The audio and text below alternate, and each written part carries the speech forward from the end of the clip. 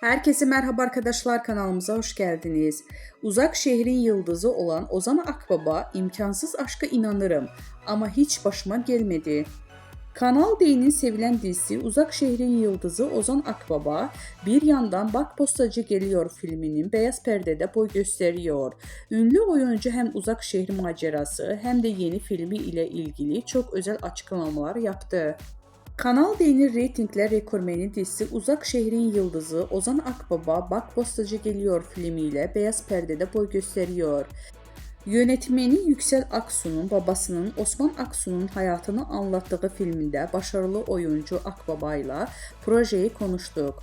Osman'ın tam bir Anadolu adamı, her şeyi safça yaşıyor, özellikle aşkını dile getiren ünlü oyuncu filmin yanı sıra uzak şehir ve aile hayatıyla ilgili soruları da yanıtladı.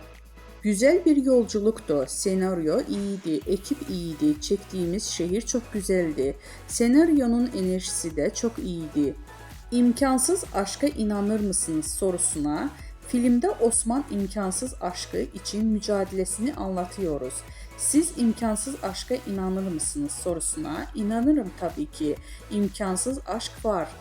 Sizin başınıza geldi mi sorusuna, benim başıma gelmedi ama bir takım çıkarımlarda bulunuyor insan. Çünkü dünya üzerinde bir sürü imkansız aşk hikayesi var.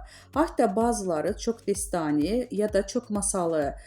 Onlarla yola çıkmak, evet, imkansız aşk var ama aşk güzel yapan şey zaten tek kişinin yaşıyor olması.